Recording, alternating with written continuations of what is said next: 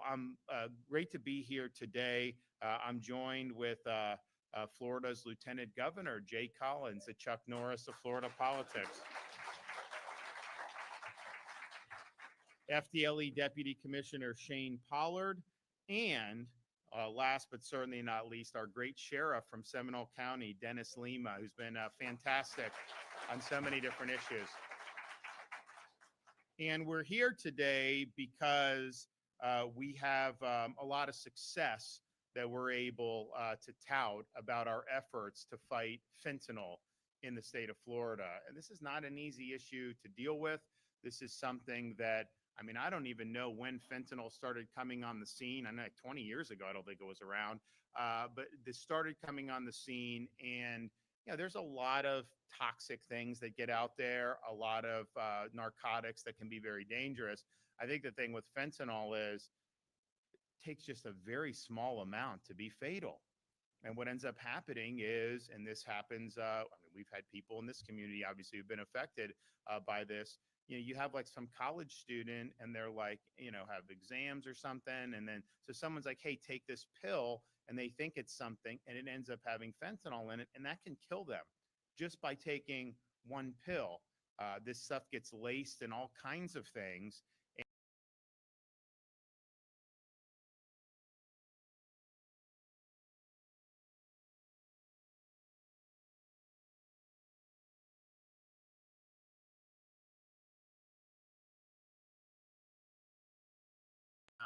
To be able to do it. So this is something that is really, really significant. I don't think there's anybody in Florida that has not been impacted in one way or another. Maybe not you, maybe not your immediate family, but a coworker who's lost a family member, or a neighbor, or somebody maybe in your extended family. This is something that's been really significant. And I know a couple years ago we were hitting over 100,000 drug overdose deaths across the United States of America. And fentanyl is the main reason why it reached the levels that it has. Now, part of our approach to this is understanding we've done a lot on working with kids, and the First Lady has done a lot on letting kids know in school. She has a program called Your Facts, the Future, about the facts, your future, about how damaging this stuff can be. This is not like it was like in like the 60s. Some of these high school kids are smoking grass, whatever. Like, not that they should be doing it, but like now you smoke something, if that has fentanyl in it, it's like playing Russian roulette with your life. So the stakes are so much higher. And I know a lot of parents get very, very concerned about this. And so educating about the risks so people know that this stuff is out there is really, really important. And you obviously want to be able to have an impact on the demand side. We've also done our CORE program, which is kind of a full spectrum response to opioid addiction and opioid overdoses. People can overdose, they get sent to the hospital, they get revived, they just kind of get put back on the street. Well, when that happens, you're likely going to end up using again. And so this is a full spectrum. Once you get out of the hospital, still having support, and also being able to be put on a regimen if they need to be, so that they're not going back to that. And it's been very successful, and that's led in part to the reduction in opioid overdose deaths throughout the state of Florida, which we're really proud of. So the demand side is really, really important.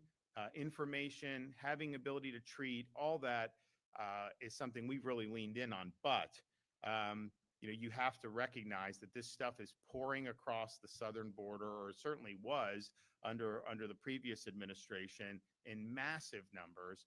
This is a huge business for drug cartels. People on the street can make a lot of money selling it. And this is something that we have to take very, very seriously from a law enforcement perspective. As we're working on blunting demand, as we're working on helping people who may be addicted, we got to throw the book at the people who are spewing this poison into our communities. And so in 2001, of course, I launched a number of emergency measures to help with the southern border that was happening in Texas, and they were able to do a lot of good work down there. And that was state law enforcement, state guard, National Guard, you name it. We also launched Operation Vigilant Sentry, which is our maritime operations to protect the peninsula of Florida from these vessels that come in, illegally. And the Coast Guard has always been the one that's been in charge of that.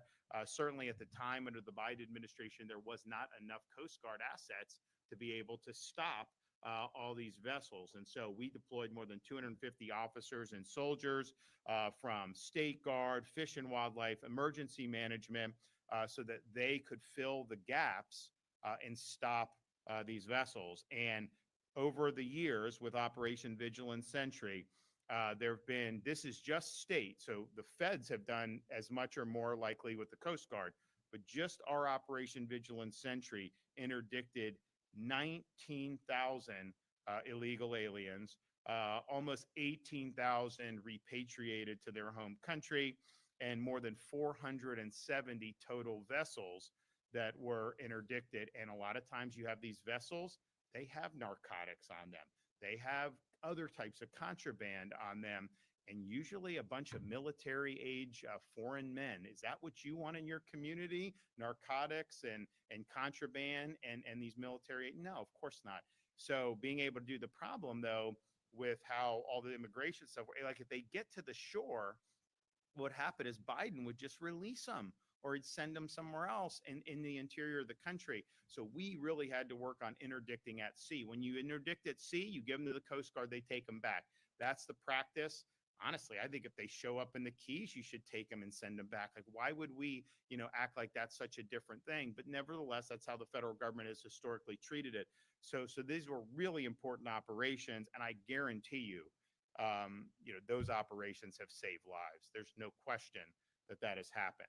Now, we also knew that we needed to do more to support our local law enforcement and continue working with our state law enforcement agencies. So in 2023, we established the State Assistance for Fentanyl Eradication Grant Program. We call it the SAFE program, which gives law enforcement funding needed to conduct large-scale drug interdiction operations across the state of Florida.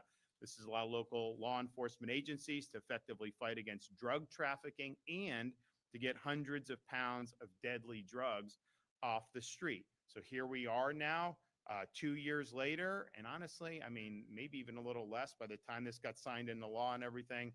So 2 years, roughly. The results have been incredible. To date, this is just through our SAFE investigations.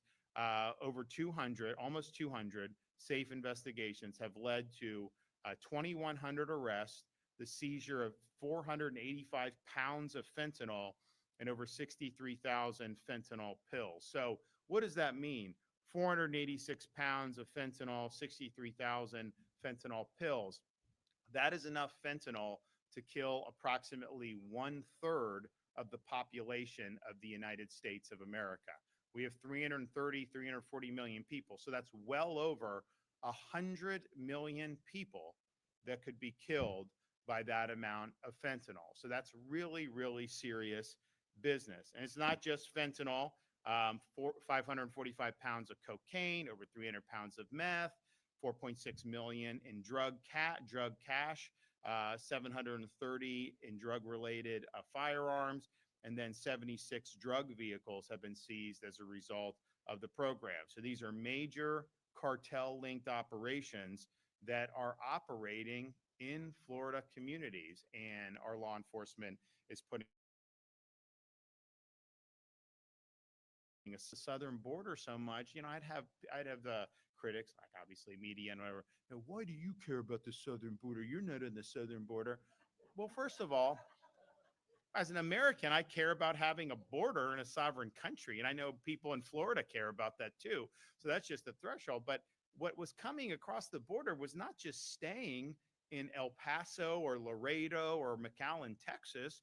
It was going all across the United States of America. They wouldn't be running those operations with the drugs unless they could get it out across the United States of America. And so we knew from individuals coming, the contraband, all this stuff, that this would have a major impact on the state of Florida. And so the SAFE program was one of our ways that we fought back. And so if you look at some of the results, they are really, really encouraging. So FDLE agents in Orlando, Jacksonville, and Fort Myers earlier this month arrested multiple suspects that were part of a drug trafficking ring connected to a Mexican drug cartel.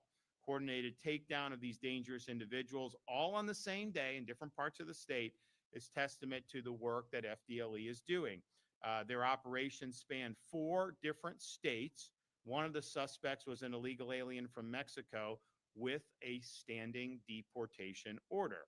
FDLE special agents worked for months to become embedded in these drug rings, both in Florida and in other states, so that they could uncover these drug trafficking networks. Several agents have even been close to being killed after a few undercover drug deals went bad. And thankfully, they were able to keep their cover and see these traffickers arrested, including right here in Orlando. Earlier this month in Orlando, FDLE arrested a high-level cartel member selling fentanyl and meth. They were able to seize more than 4.4 pounds of fentanyl during the bust. That's enough. 4.4 pounds of fentanyl could kill 1 million people. FDLE Orlando also arrested an illegal alien from Colombia, a former Colombian paramilitary leader responsible for cocaine trafficking and who had admitted to committing 29 murders. What are we doing with these people in our country? Are you kidding me? In South Florida, FDLE dismantled a fentanyl-laced meth ring that used street dealers at motels to flood communities. And then just weeks ago in the Florida Panhandle, an illegal alien and Gulf cartel human smuggler, previously deported twice, was arrested by FDLE and sentenced after being caught smuggling other illegal aliens from Cuba, Honduras, Nicaragua, and Colombia into the U.S. across the southern border during the Biden administration. So FDLE has really been tip of the spear on this. We appreciate that. But you've also had these local sheriff's departments that have done amazing work. So right here in Orlando, FDLE worked with the Orange County Sheriff's Office. They launched a multi-jurisdictional investigation known as Operation Burn, Baby Burn, that broke up a drug trafficking organization importing fentanyl from Mexico and from California. 17 arrests made, 6 pounds of fentanyl seized, 4 pounds of cocaine, enough fentanyl to kill 1.3 million individuals. Jacksonville, Operation Jacob's Ladder took down a Gulf cartel pipeline, sending monthly truckloads worth millions of dollars of meth, fentanyl, cocaine into Northeast Florida. Jacksonville Sheriff's Office and FDLE arrested 14 suspects, seized 164 pounds of cocaine and enough fentanyl to kill more than 1 million Floridians. Over 75 pounds of other drugs were seized, along with an entire tractor trailer and 13 firearms. This now incapacitated criminal group sourced its illegal narcotics from Mexico via Texas through the Gulf Cartel, whose leader is nicknamed the Friend Killer. Cartel presence in Florida is significant because for years, the cartels have been known to be Mexican drug cartels operating in the Sunshine State, the Sinaloa and Jalisco cartels, and they're both currently at war with each other. In Polk County, Sheriff Grady Judd's team, working with FDLE, seized 64 pounds of fentanyl in one case this June, enough to kill 14 million people. And they arrested cartel members tied to both of the Mexican cartels. This was the largest fentanyl seizure in the county's history. In fact, Polk County alone has seized more than 25% of all fentanyl captured as a result of the SAFE program. Polk's overall SAFE investigations have seized enough fentanyl to kill, in one county, 24 million Floridians. In Suwannee County, a rural county that often needs financial support from our SAFE program, FDLE worked with the Sheriff's Office to seize enough fentanyl to kill the entire county of Suwannee 43 times over. Rural sheriffs and their teams are often asked to do more with less, and SAFE gives these smaller counties the muscle to match big city cartels. In June of this year, FDLE and Suwannee County Sheriff's Office seized enough fentanyl to, as I mentioned, do significant damage in their county. So the SAFE program is working. This is something that we need to continue going. Last year, I recommended an additional $20 million so that we could keep our SAFE program operational. Now, the legislature did fund some of it, but not all of it. They funded $13 million, but this is something that absolutely deserves support in the next legislative session. So we have 7.7 million committed to active contracts. There's now about 5 million that are left for new contracts. Now that may be enough to eke through the fiscal year, but it's not going to be enough to continue the momentum and continue to save lives. And so we will be recommending, when I roll out my budget later this year, additional funding for the SAFE program. And we will obviously work with the legislature to ensure that, and it's kind of rare where you fund something and then 2 years later you have significant deliverables. That's rare in government. Not as rare in Florida state government, but very rare throughout a lot of government. But these results are significant. These results have made our communities safer. These results have saved the lives of many Floridians. And so I want to thank everybody that's been involved in this. This is a success story. There's a lot more that needs to be done. And I know the cartels aren't just going to fold up tent just because Florida has really gotten tough. And it's not just the SAFE program. I mean, we've also have very strong laws in place, in Florida. When I became governor, they were pushing to repeal Florida's truth in sentencing law so that people would have let out a lot of felons. And they wanted to be more lenient on things like fentanyl crimes. I put the kibosh on that. And so we now have really stringent penalties. And what Sheriff Lima and others will do is appropriately is, if you're dealing fentanyl and you sell it to somebody or give it to somebody who ends up overdosing and dying, you can be charged and should be charged with homicide. And that's what they're doing, because these people know that what they're doing, is killing people. So I want to applaud everyone that's been involved in that. We got to keep the momentum going. We can't just sit here and say, these are great successes and then just move on to other things. There's a lot of our family members, particularly our young people. You can make a dumb decision now and then, but you'd like to think like, you make a dumb decision, you wake up the next morning, you kind of realize you made a dumb decision and then just do. But this is, you may not get a second chance if you're taking something that has this amount of fentanyl in it. So people's lives are hanging in the balance. Okay, we're going to hear from some of our other speakers. So, Jay Collins, I think a lot of you know him by now, but he was our senator from Tampa. He is a retired Green Beret. He served 23 years in the Army. Has a very distinguished record in a lot of these elite special forces units. But interestingly, in the course of his military service, he ended up, losing one of his legs. And so he had a decision about, his future. And he decided that he'd be the first person in Army history to re-qualify as a Green Beret with a prosthetic leg. And he set out to do it, and he did it. Then he served another 5 years in special forces with that. As a senator, he's been strong on all the issues that so many Floridians care about, very strong against illegal immigration, all of our border policies. He's been right there supporting, very strong on combating fentanyl and supporting law enforcement. Also was the guy that got our bill enacted to ban the CCP from buying land in the state of Florida, which is something that we led the nation on. And so on issue after issue, he has run into the fights, into the fire. That's what he did in uniform. That's what he's done in political office. And then even more recently, when the hostilities broke out with Israel and Iran, we had a lot of people from Florida over there. We had college students. We had other people. The airport was closed. They were, ballistic missiles were raining down. They asked for help. So the state of Florida, as we have been known to do, I authorized an emergency mission to exfil people from Israel and bring them back safely to the state of Florida. We ended up getting thousands of people out of Israel at that time to safety, and then we flew many of them from Cyprus back here. Jay was actually flew to Israel. He's on the ground, and he was personally rescuing people during that conflict while these Iranian ballistic missiles were raining down. And, he served in Iraq, Afghanistan, all these places in his career. They didn't have those types of ballistic missiles. So that's like a new challenge, and yet he's there doing it. So I'm very excited to be able to watch him continue his work. And I want him to come up and say a few things right now about the fentanyl fight.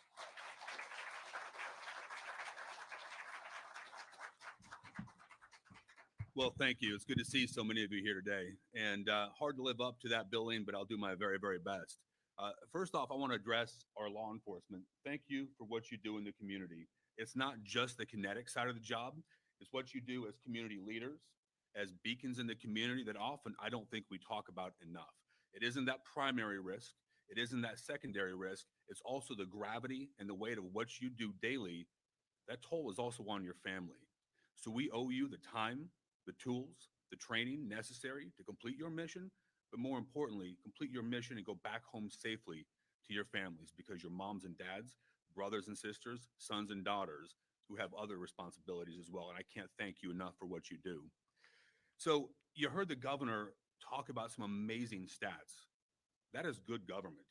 That is government focusing on things that matter, taking criminals out of our community, stopping the influx and inflow of criminals into our communities, and prioritizing people. There are many who want to talk politics, who want to play games on these issues. But let me tell you something. Here in Florida, that is not what we do. We will prioritize our people. We will keep you safe. And if you put our folks at risk, either via drugs, via crime, we will hunt you down. We'll bring you back, and you will face justice, and you will be held accountable. That is a God's truth and promise each and every day. So let's talk about the SAFE program. You heard about the arrests. You heard about what it did to our community and how many people pulled off the street. You heard about the risks with fentanyl. Think about those numbers. One of those was 24 million people could have been killed by the stash of fentanyl found. That's the population of Florida. How many times over? How many pounds are being pulled from this state? How many lives are being changed? How many lives are being saved because of the heroism of community leaders? So when we talk about having your back, we don't have your back when it's easy. We have your back 7 days a week, 365 days a year, 24/7, because that's how you serve the community. And I want you to know that our government does the same thing for you. Let's talk about what our FDLE leaders do. Your job is so multifaceted. You coordinate and work with so many agencies, so many personalities, but the results speak for themselves. Putting your neck on the line, leading something this dynamic, finding ways to solve problems that people haven't done before, i.e. getting outside our borders, getting out there in the water and interdicting them before they come to the state. That's life-changing. That changes policy. That puts new perspective on an old mission. It's a blessing to get to serve our governor, our state, our people, the way I do as lieutenant governor. But when I tell you politics wasn't the plan, y'all, I unequivocally mean that.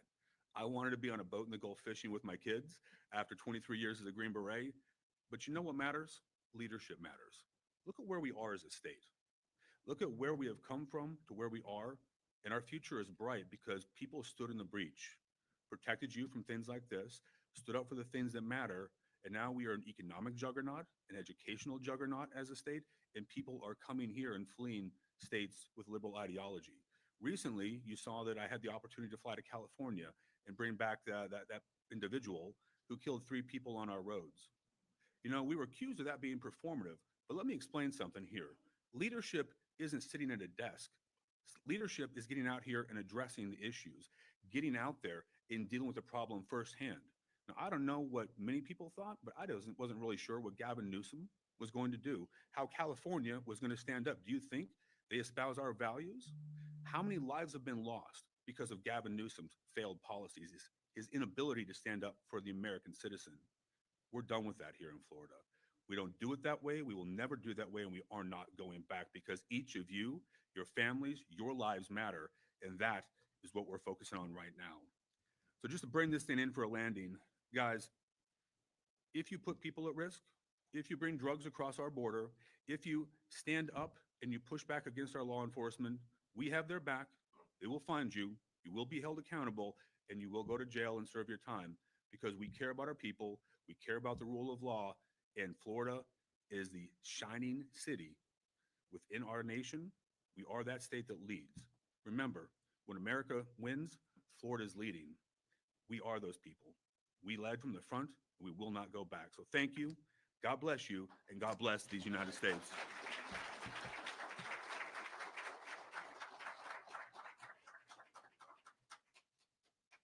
Thank you, Lieutenant Governor. Thank you to Governor DeSantis for being here today. It's an honor to have you guys here to talk about the success that FDLE and our law enforcement partners have had fighting this very, very bad drug. I want to talk to you from being a law enforcement officer almost 30 years now. I'll submit to you that this is the most successful drug fighting program that I have ever seen. And you'll see a lot of other law enforcement agencies say the same thing out in Florida. The results speak for themselves. And because of Governor DeSantis's program, under the SAFE program, we have been very successful. The FDLE agents that you see standing behind you and many, many more out in the field, they risk their lives every day out there with their partners that work with us from our local law enforcement agencies. They get after it and they fight fentanyl drug trafficking, specifically cartel sourced drugs. Fentanyl that is taken off the street came from across the border. We have direct intelligence that leads it straight to the cartels that have all been listed by the president as being terrorist organizations. There's been millions of United States citizens, hundreds of thousands of Florida citizens that have been killed by this drug. The governor, Lieutenant Governor Collins, they get after it and we follow their lead. We pursue them and we hunt these guys. They are bad and that is our business. The men and women in law enforcement, they do not tolerate this. They know the damage that it brings to the communities.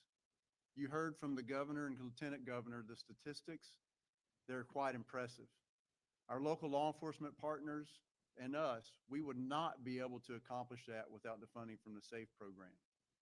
We will be lucky to make it through through the end of this fiscal year without additional funding. This program has been very beneficial to Florida. I'll submit to you that the agents you see here behind me and our law enforcement partners that we work with, they have saved thousands of lives in Florida, actually millions if you take a look at it.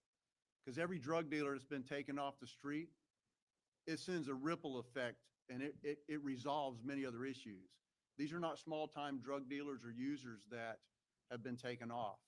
All of these traffickers, over 2,000, they are drug traffickers. They are not users. Those are the ones that we target.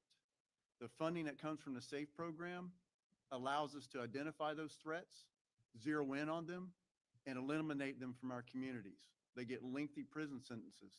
And it's not just a one-time hit for them. Many times these cases go into what we call racketeering investigations. And the penalty is severe for those. Decades in prison so that they cannot impact our communities anymore.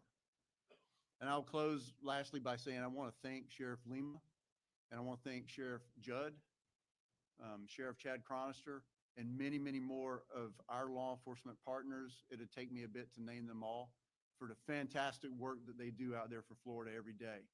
These guys, they really get after it, and it's an honor to work with them. And I'll close by saying it's a highly motivating thing whenever you have your state leaders come in to where you're at and speak about the success of the results. Thank you very much, gentlemen. I'll turn it over to you, sir. Okay, Sheriff.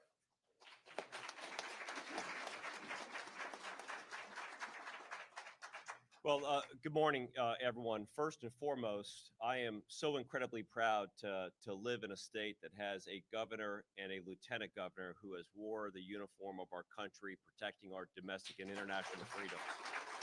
That is incredibly rare. So I come to you today as the sheriff of Seminole County, but also the president of Major County, former president of Major County Sheriffs of America, and current president of the Florida Sheriffs.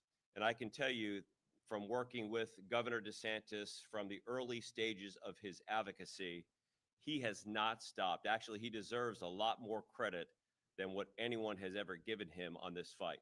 Not just him, but First Lady Casey DeSantis as well, because in the early stages of this, she clearly was all in on her advocacy to protect our most vulnerable of our communities, and that is our kids. And her work has been instrumental and actually has an effect across the entire country. So let's talk about some of the legislative efforts that Governor DeSantis made it as a priority and delivered on. One, minimum mandatory sentences for people who are trafficking in fentanyl within our community. That is so incredibly important. There was a law for the longest time here in the state of Florida that determined that a murder case had to meet a criteria of proximate cause of death. Again, working with our legislative partners, the governor was able to bring home to change that to substantial factor, allowing us to charge drug dealers with murder. And in Seminole County alone, we've charged nearly 50 drug dealers with first-degree murder for dealing deadly doses of drugs on our street. But it didn't end there. We also recognized that there was a problem because we knew the life-saving effects of administering Narcan, reversing the effects of a drug overdose. But the drug dealer, when they dealt the drugs and somebody was revived with Narcan, was literally getting away with murder because the person did not die. Not here in the state of Florida any longer. Now we have the ability to charge the drug dealer with second-degree felony culpable negligence when somebody, whether a private citizen or a public safety professional, revives somebody with the use of Narcan. Last and certainly not least, we found that as more people were going into the treatment spaces, there was always an increased penalty for drug dealers selling drugs in proximity to areas of vulnerability, school, church, playground, but no increased penalty for a drug dealer selling drugs in proximity to a location where somebody was actually getting treatment. Now in the state of Florida, that increased penalty is in effect, so we can charge drug dealers with that increased penalty. Sheriffs from out the state, it does not matter whether we're here in Orlando. You could have this press conference anywhere in the state, and I can promise you 67 sheriffs in the great state of Florida would stand at the lectern, deliver the same message that this is a crisis that we've never experienced before, and the safe funds and resources provided us with a network of support, and especially for the smaller counties, as the governor was saying, resources to combat these very sophisticated drug cartels. If you watch what has happened, Chinese had the precursor chemicals and they were sending it over here. The two major drug cartels, Jalisco New Generation Cartel and the Sinaloa, sent their chemists down with the Chinese chemists to learn how to do this. Fentanyl, you've heard the stats of deaths over and over again. It is 100 times more potent than morphine, 50 times more potent than heroin, or a microgram, not even visible to the human eye, is a lethal dose. This is why it's such a significant problem. Our partners with FDLE are the best in the business. And I'm telling you, last year we did an operation called Operation Black Ice. We typically name these operations after the lead agent names and operations. So you hear these different names. But Operation Black Ice was a partnership between FDLE, the Seminole County Sheriff's Office, Volusia in Orange County, and nearly every municipality in between. This was a 6-month operation using resources from this SAFE program. Let me give you just kind of a snapshot of what the results were. There were more than 50 pounds of cocaine, 4 pounds of fentanyl, 4 pounds of black tar and brown heroin, 23 guns that were taken off the street. The mastermind behind this thing had a sophisticated drug trafficking organization that connected directly with the cartels. It resulted in 33 arrests of individuals. Let me just highlight 2 of the arrests to emphasize the importance of this program. One person that was arrested was actually the manager at a local UPS store. And when people would send UPS packages, working with the drug trafficking organization, he would intercept the package and deliver the package himself as a part of this sophisticated ring. Another person that was involved was found with 50 pounds of cocaine at his house when we executed a search warrant. Another was in prison in Jackson County and had a murder for hire plot for somebody who owed him drug money. He was paying other inmates on the inside that we were able to work at Appalachia State Correction Facility to have somebody murdered there. And in addition to that, he was arranging drones to fly cell phones and other types of contraband over rec yards and drop them on the rec yards.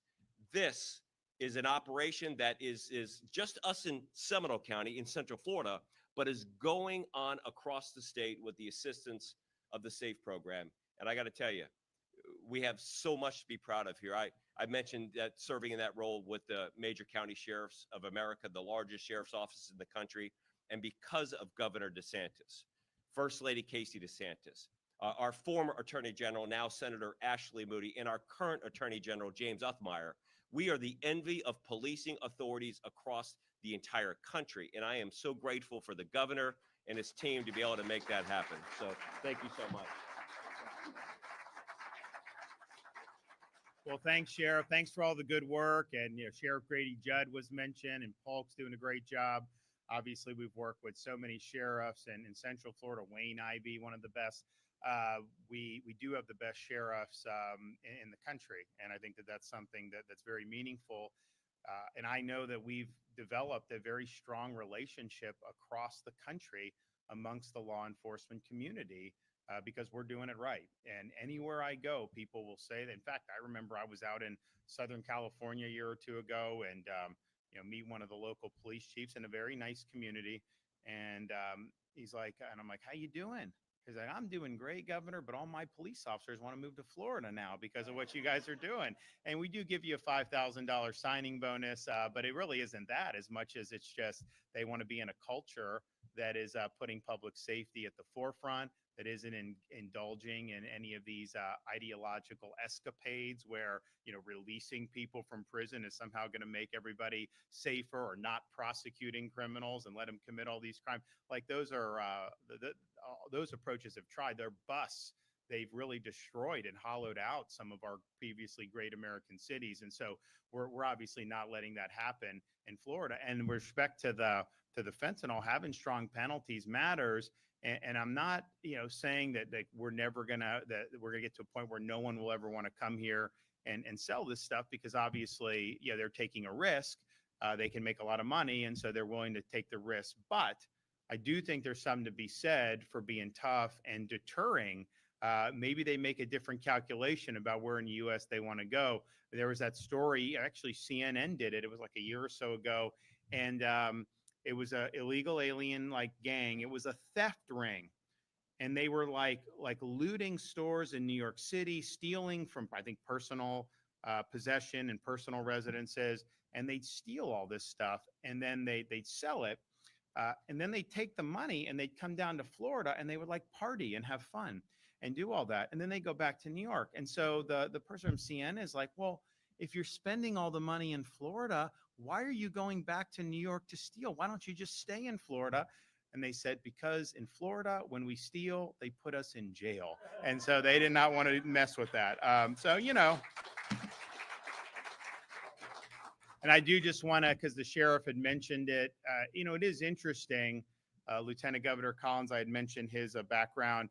Florida, out of all 50 states, we're the only state in the United States that has a governor and a lieutenant governor who are both military veterans. I mean, just one of 50 states.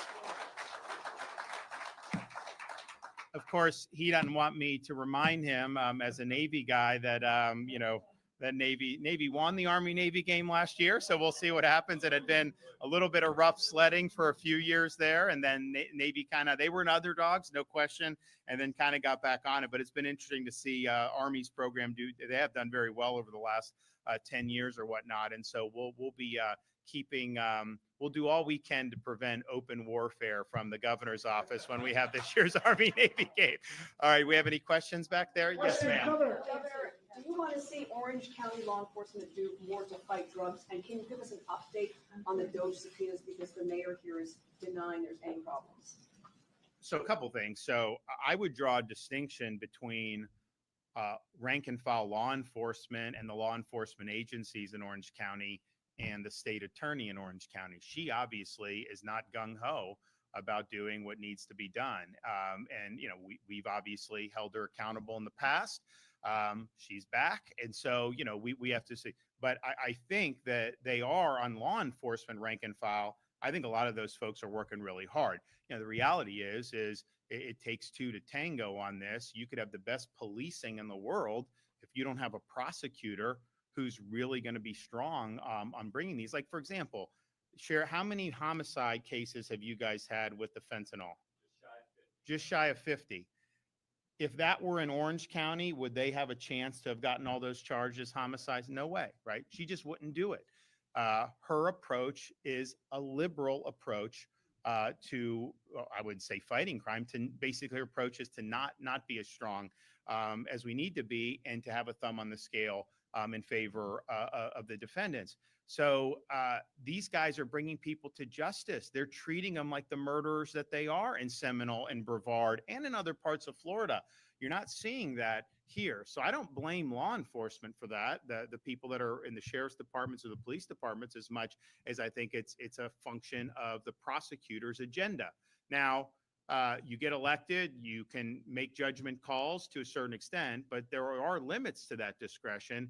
And when these prosecutors, Soros-backed, have done where they've exceeded their discretion and ended up neglecting core duties, you know, I've removed them from their posts. And that's something that I have no doubt that what we've done in that regard has saved lives. I have no doubt that it saved lives, 100%. So we're going to be ready, willing, and able to do what we need to do. But let's do, yes. Jack Pagano, Tampa Post, retired Army Lieutenant Colonel. All right. All right. Hooah. Hurricane Alcatraz, alligator Alcatraz. Is it a dead alligator? And President Trump is not looking too well. He's looking very sickly. What's your opinion? So on alligator Alcatraz, just understand what happened. It's running. Deportations are continuing. You had a very partisan judge that issued a ruling saying that that DHS couldn't send any more there until, you know, whatever. So we immediately, they appealed. We're doing that. So DHS hasn't sent more, but all that stay stuff, that's happening right now. We stand ready, willing, and able to accept who DHS sends. Remember, our role at the state, we don't conduct the actual deportations. We process, stage, and then DHS takes them away. And because we've had alligator Alcatraz, you've had thousands and thousands of deportations that might not otherwise have happened because they didn't have enough room to be able to do it. So we're ultimately going to win that fight. Now, I also announced that we had demand even beyond alligator Alcatraz. And so we have this deportation depot up in Northeast Florida, Baker County, right next door to Jacksonville. So that'll be able to hold another 1,000 to 1,500. Now, one of the reasons why we did alligator Alcatraz is because that's an airport down there. And so they built the temporary facilities with federal reimbursement. I mean, I hear people say, oh, Florida is out this money. No, we spent money and we will get reimbursed. And getting illegals out, that saved you money because they are costly if they go to the medical care or all this other stuff.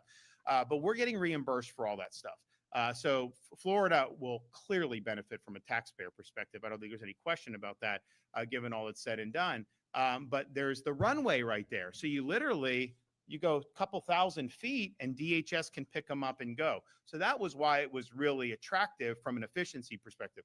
Baker County is not far from the Lake City Airport. It's just going to require loading people and driving, you know, it's like maybe 10 minutes down the road, and then they can be flown out of Lake City. So that will happen. That will be good. You know, we're also working because, you know, we were up in Panama City, you know, talking with law enforcement. And, you know, you're in the Panhandle, sending to alligator Alcatraz, that's a long way. Even sending to the deportation depot in North Florida, you know, that could be 3 to 5 hours depending on where you are in the Panhandle. And so, you know, they were like, is there a way we can get a facility that's going to be closer to us? And so we said yes. So we're actually in the process of figuring out how we can set up a Panhandle pokey. And we're going to have that in the Panhandle. And so the mission continues. And so I think like some of the report act like, oh, well, DHS isn't sending any more there. Therefore, no, DHS hasn't sent us any more since that judge ruled. But this week, we're applying to have that decision stayed. Here's what they did, just so this is so outrageous. So this is a Collier-Dade airport, and it's actually located in Collier County. Dade does run it, but it's actually in Collier. So it's kind of, where the uninhabited part of Southern Florida. And so you have that there. It's been there for decades.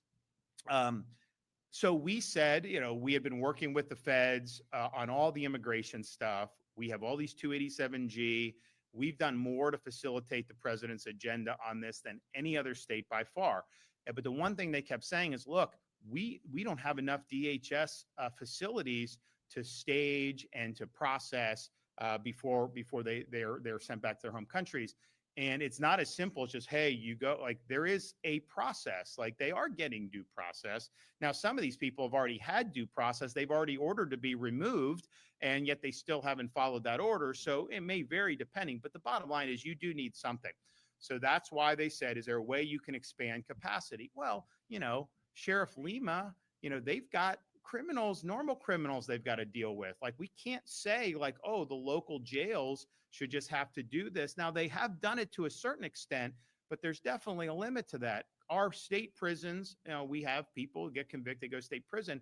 And so we're like, okay, we'll work to do it. So we did the one at Dade Collier Airport, Alligator Alcatraz, because you have the runway right there. And it was our view, once they were there, they weren't going to escape, and then they could be flown out. And I think that has actually worked very well. And they have picked up the pace of deportations. So people sued and they said, oh, no, you can't do that. Why? You didn't do an environmental impact statement. That's what it was. That was the crux of the suit. Now, the state, we don't have to do a federal environmental impact statement when we're doing business on our own property. Like we don't have to do it. It's not a requirement. The federal government does have to do it when they're doing certain things. And that is law. And I think it gets abused, but it is the law.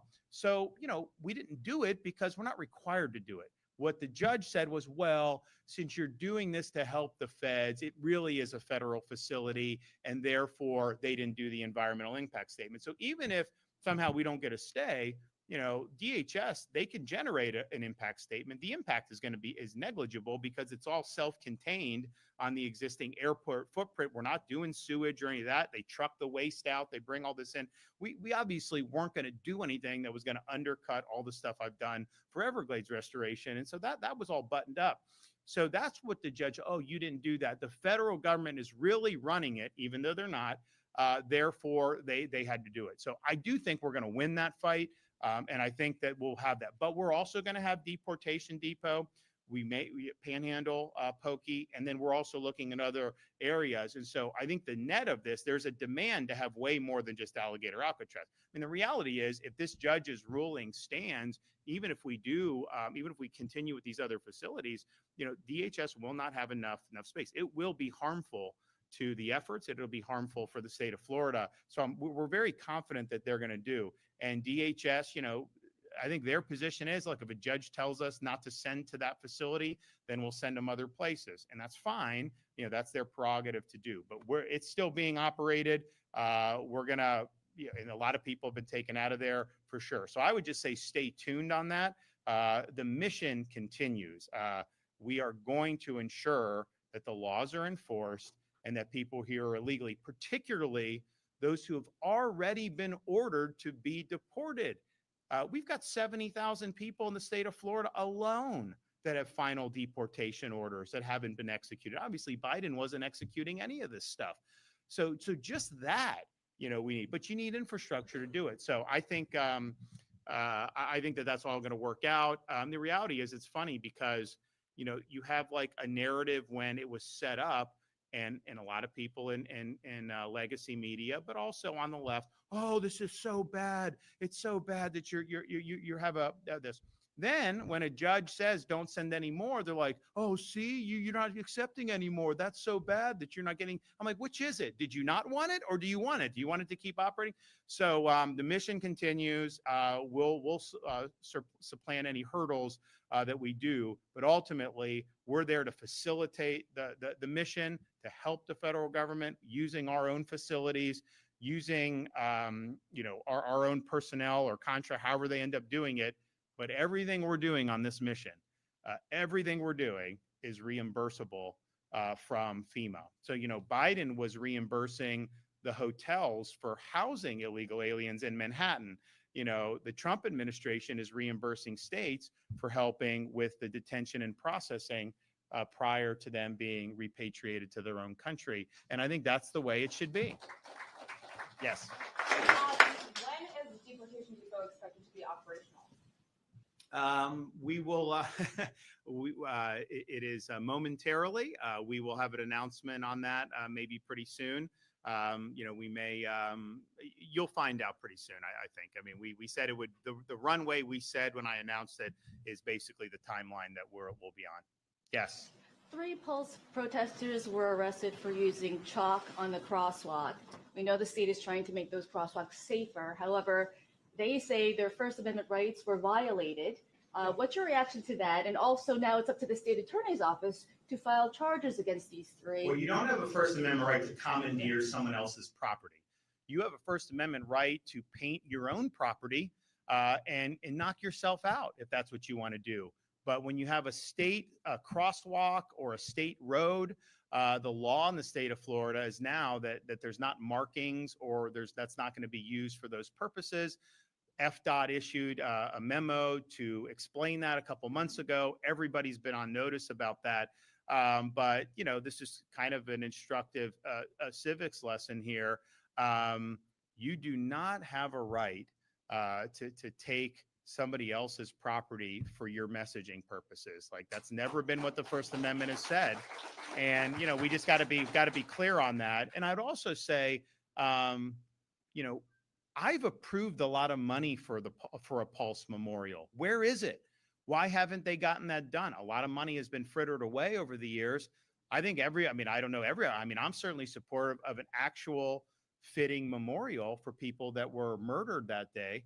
One of the most horrific mass killings in American history. Yeah, I've approved a lot of money for that over the years.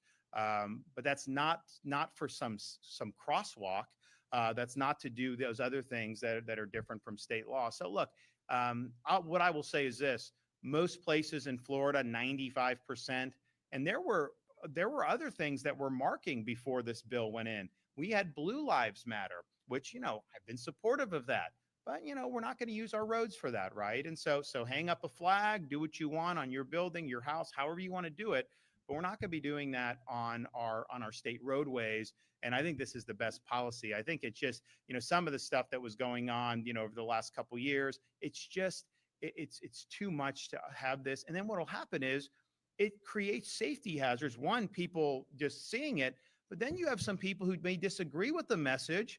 And then they're incentivized to try to peel out or something. Now they get held, but it's just, why are we even, going down this road?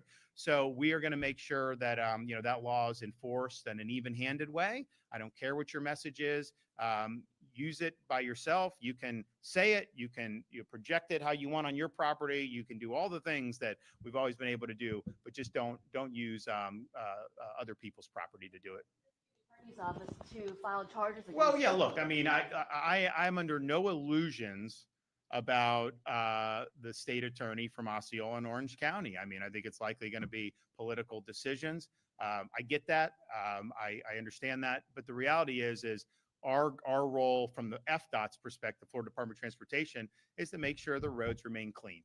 Make sure that the roads remain clear of this. We're not going to say, this community, that community can do it, but not you, not you. No, we're just going to say the roads aren't going to be used for those purposes. Now, there's Delray Beach, I think, has a hearing in Orlando today.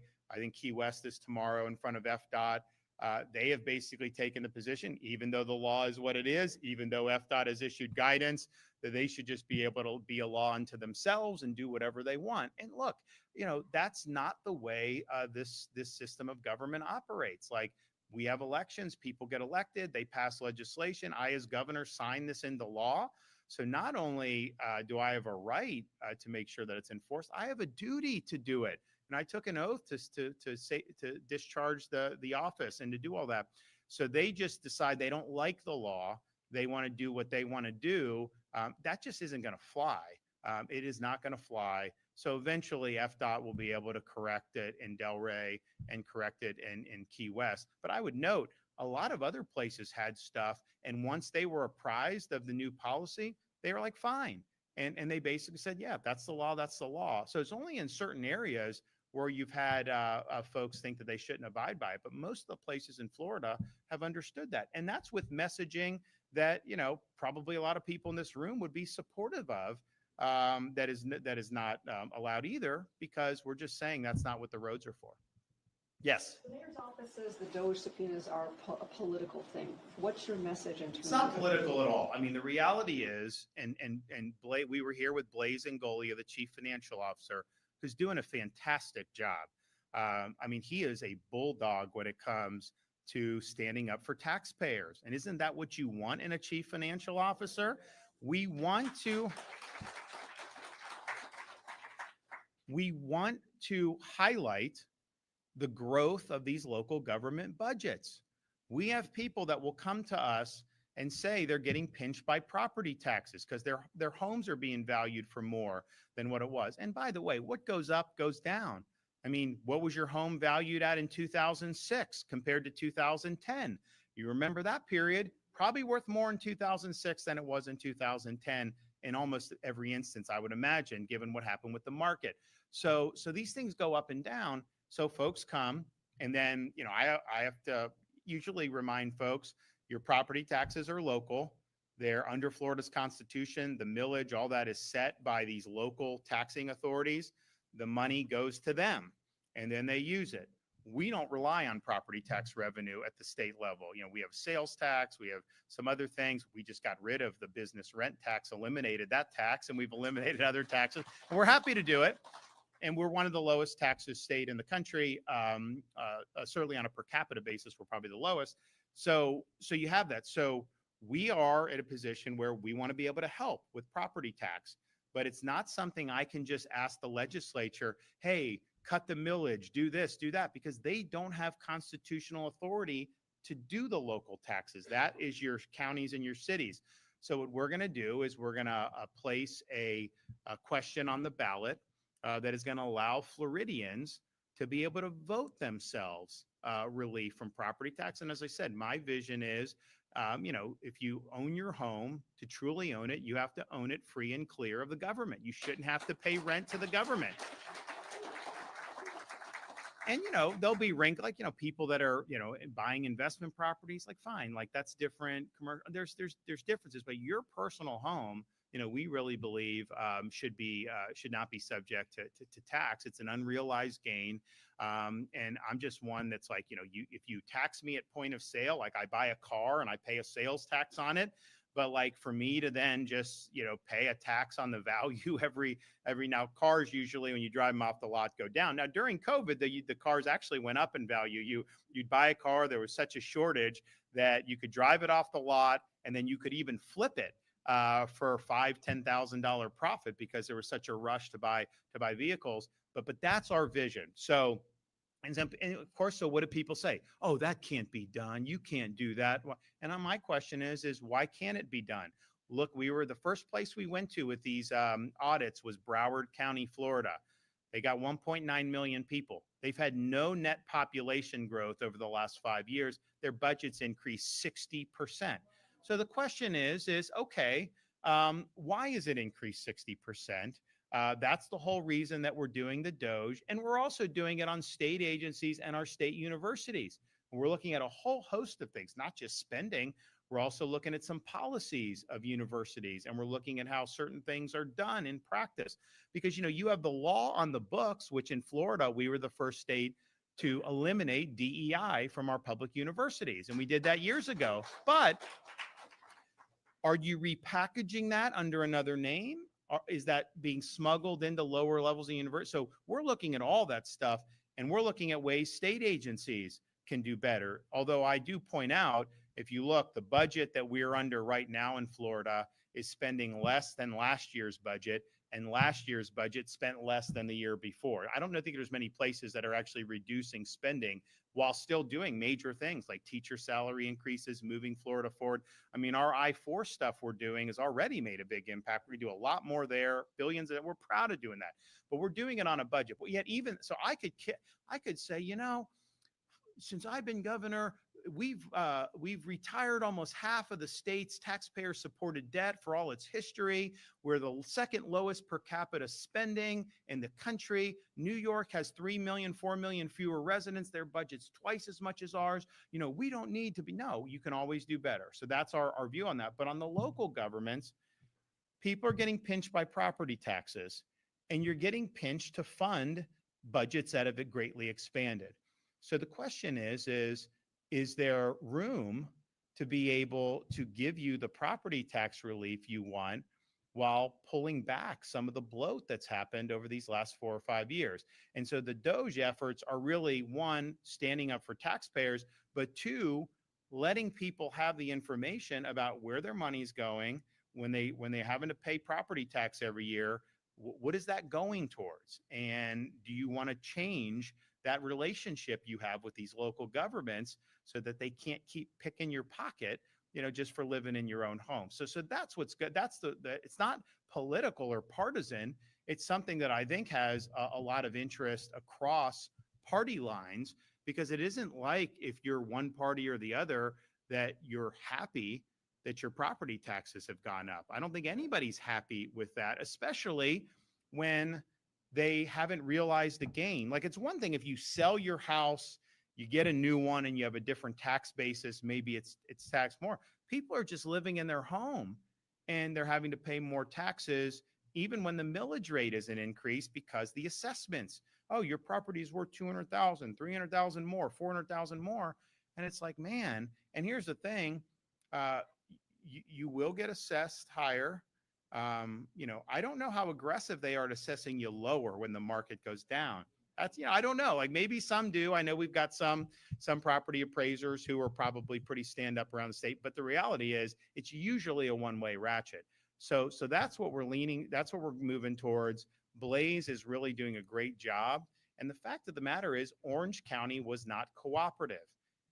He has the authority, and then the state also has additional authority with the most recent budget. So when you have people reading off a prepared script and not willing to answer questions, as a taxpayer, is that acceptable to you? No, of course not. So this is something that I think is important. I think compliance is obviously required under the law, and I expect to see that. But I think Blaze has been good. You know, he's been very hard on Manatee County, which is a very red county. I mean, I'd have to look at the election results. I mean, you know, when I was running, I think we won it by like 30 points. It is not a liberal county by any stretch. He's also looked at like places in the Panhandle and elsewhere. So it isn't just the blue dots like Orlando and Orange County and Broward. Those are included. Gainesville's included too. I mean, they've got a lot of issues, but it really is across the board for all taxpayers. So I'm proud of what Blaze Ingoli is doing. I think we need somebody in that position that's going to be very aggressive at being an advocate for the taxpayers. And I think you're going to see that there's a lot of this, because you think about it, you know, if you're elected to one of these boards, commissioners, you're there. And then especially during COVID, it's like, okay, the whole world comes to Florida, right? People moved to Florida. Some people just vacationed in Florida. Some people just wanted to get away from the insanity elsewhere. So what happens is your coffers swell. So they're getting, property values are going up. People are buying homes, a lot of times sight unseen. You go back to like 2021, 22, people were buying homes without even seeing them. They'd be on the market and like an hour later it'd be sold. That was happening frequently in Florida. And so you had this rush, and then they're buying homes and the values are going up and the prices are going up. And that means more money is flowing into these coffers. And so how many of the local governments responded by doing really significant property tax reductions? Not very many did that. They basically spent the money. And there's also other things about, do they put money away? What do they have here? All this other stuff. So people deserve the truth on this, and I think that the audits that Blaze are leading, we've called it the Florida Agency for Fiscal Oversight, our FAFO audits, and I think it's something that's really good for the people of the state of Florida. But you got to stand with taxpayers. I mean, we're the free state of Florida because we respect taxpayers. We do that at the state level more than anywhere, but we need to do it at the local level as well. All right, thanks everybody. Hey, this is Jerry with On Point Wildlife Removal. If you think you might have critters in your attic like squirrels, bats, rats, or raccoons, give us a call today. We'll come out, we'll take a look, we'll give you a free quote to get them out, to seal up your home, and clean up whatever mess they left behind. We're locally owned and operated, and we're fully licensed and insured.